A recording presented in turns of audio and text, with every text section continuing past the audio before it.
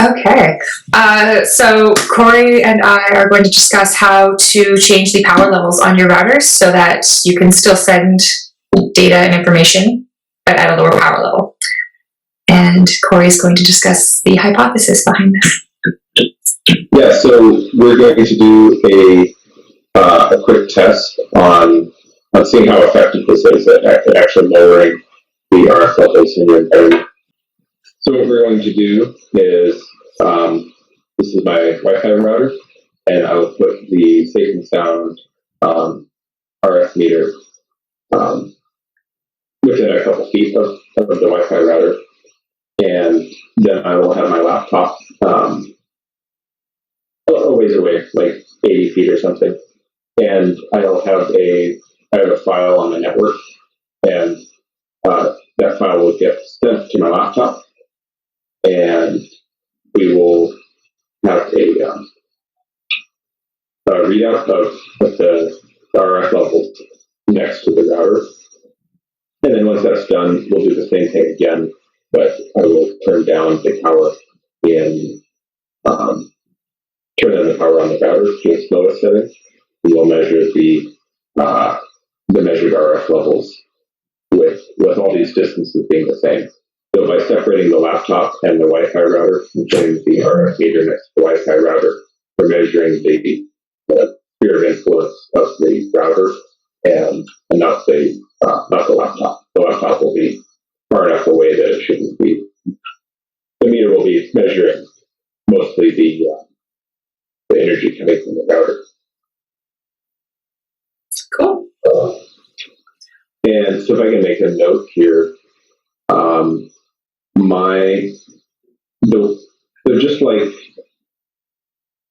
you can think of wireless energy just like lights, and in your house,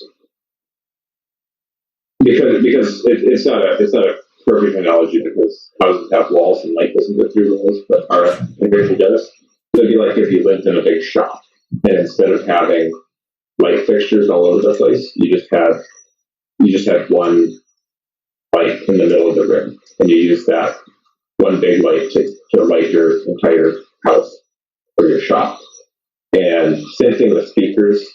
Surround sound sounds better because, well, for one, it's coming from different directions, but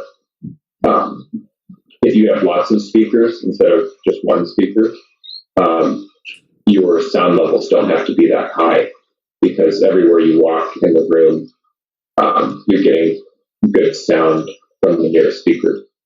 And the same thing is true for Wi-Fi routers. So in the case of my house, I have 3 routers, which is kind of counterintuitive with people who are trying to lower the amount of RF energy.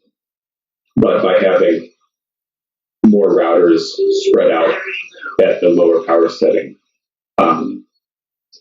it actually reduces the total RF level. So I have one router on the south side of my house and one on the west side, and then one on the north side.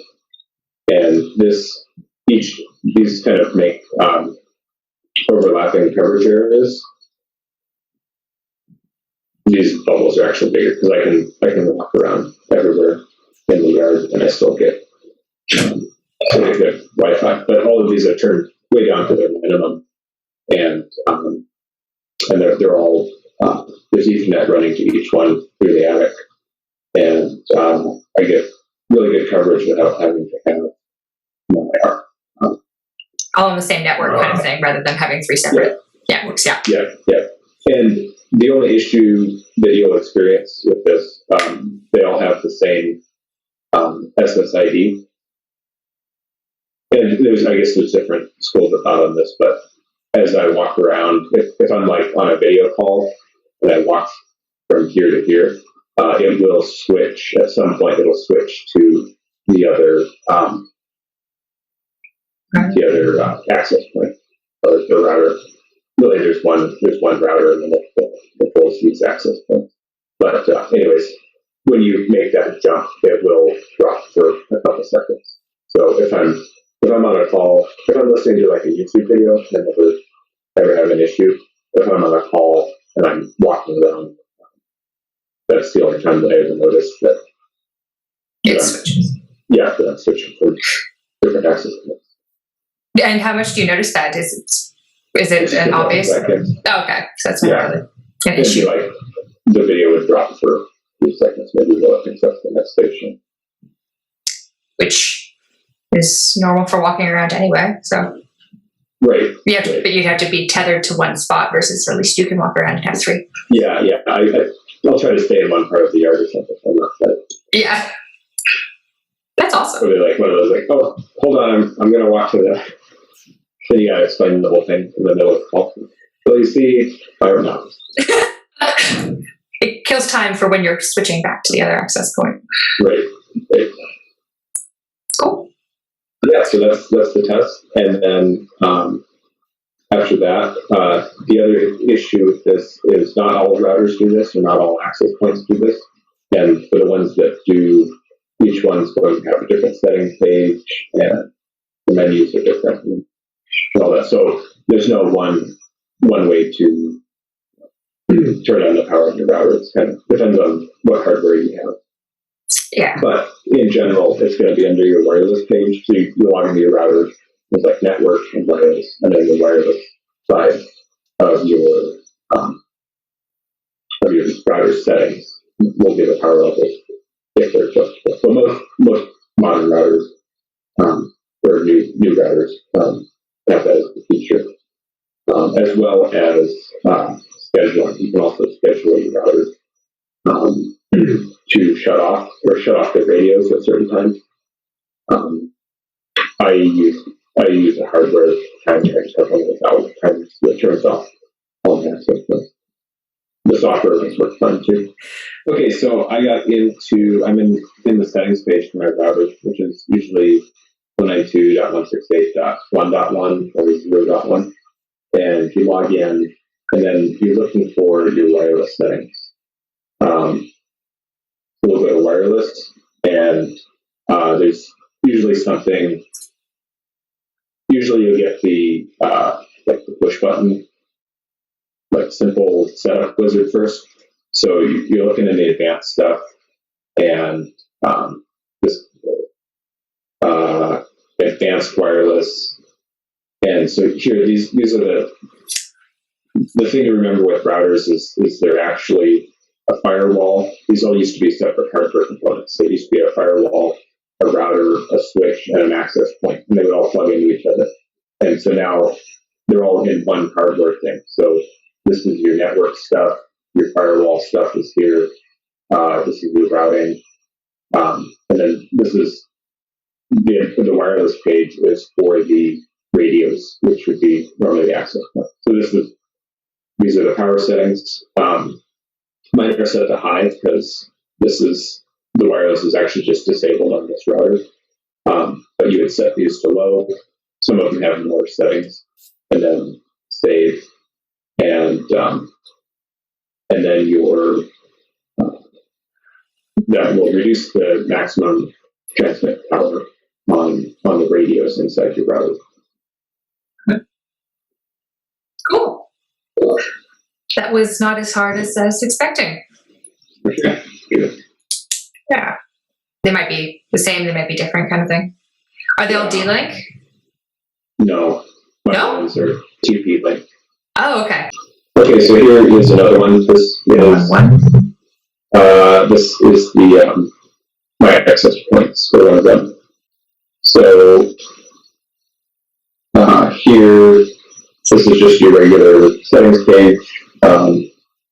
Connected devices, and we'll go to wireless settings, and then this will say wireless enabled, or you can turn it off.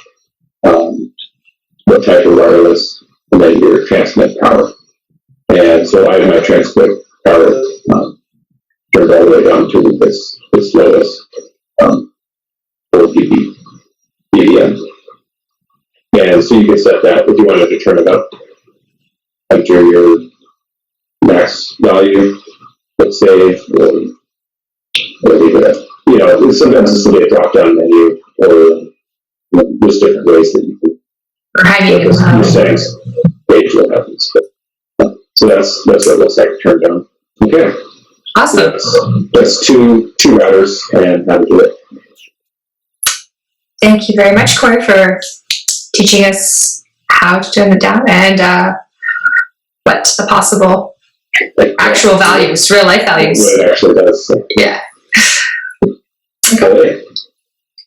Great, well, thank you, and talk to you later. Yeah. You can do the same thing with a Wi-Fi range extender. Here we have the Netgear Genie. Simply follow the instructions that are on the card, log in, and you can change the power levels. You can also hardwire your Netgear to reduce overall exposure as well. Simply point out the window and shield and connect your Ethernet and power cables. Okay, so we have, we're logged into our router. I'll refresh this real quick. So in our wireless settings, we are currently set to maximum transmit power. So I'm going to go and play a YouTube video.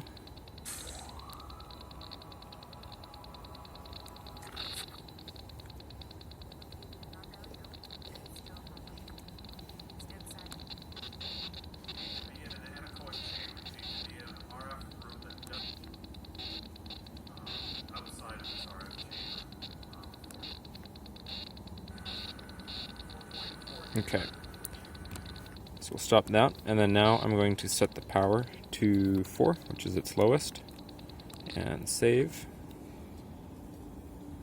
Okay, we're now at our low power. I'm going to go get another video so that the cache is clear, or it's not, it has to buffer again.